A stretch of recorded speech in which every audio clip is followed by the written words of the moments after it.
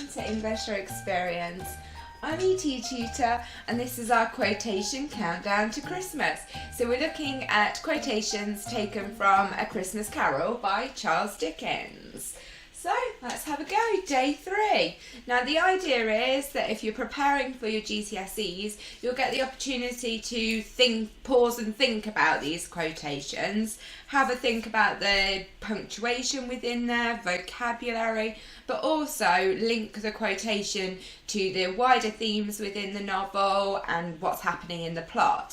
So if you've missed day 1 and 2, it's probably worth going back because I'm working through the novel or novella in order, because that will hopefully make it easier for you to revise quotes and the chronological order of events at the same time. So what we have here is some direct speech. So this is the first time we've seen this so far. It's good when learning quotes and thinking about which quotes to learn to try and have a range, so have some descriptions of the area, the setting, have some direct speech, have some prose that's describing characters and so on. So our direct speech today is Merry Christmas. What right have you to be merry? What reason have you to be merry? You're poor enough. Okay. So lovely, our chirpy little friend Scrooge is talking here to his nephew Fred. So Fred's come in full of beans, full of festive cheer, and wished his uncle Scrooge, his uncle Ebenezer, Merry Christmas, and this is the response he gets.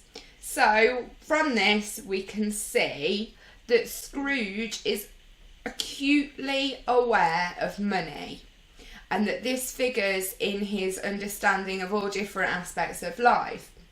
So he wants to challenge Fred in saying, what right have you to be married?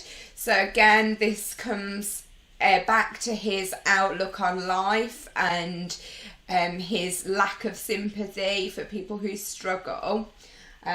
Seeing them that they don't really have rights, and that was something that was quite commonplace at the time in Victorian England, that kind of attitude, that lack of care and sympathy amongst some sectors of society which Scrooge represents. And it was that kind of attitude that Dickens wanted to challenge, and that's why he wrote the novel. So we can see that he goes on with this second question, so we've got that repetition of the questions there.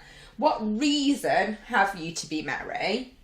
You're poor enough. So there it is, saying you're poor enough to be miserable. You're poor enough to not have perhaps the food that you want, even though Fred is pretty affluent compared to a lot of the other characters. But yeah, just shows that Scrooge is always got money on the mind, and at this point in stave 1 is questioning those around him. So we've got that repetition of the questions and making them think, what on earth are you faffing around with all this Christmas business for? So there we go. Hopefully that one has helped you a little bit. And just a little side note, a little tip, because this is something I have seen students struggle with before. When they're using a quote of direct speech, sometimes they're just using a quotation mark, so skipping off the speech marks. So make sure you've got a quotation mark, then the speech mark, as you can see the speech mark here. All right then, best of luck with all your revision, and hope everybody's getting a little bit more excited for Christmas now. All right then, bye for now.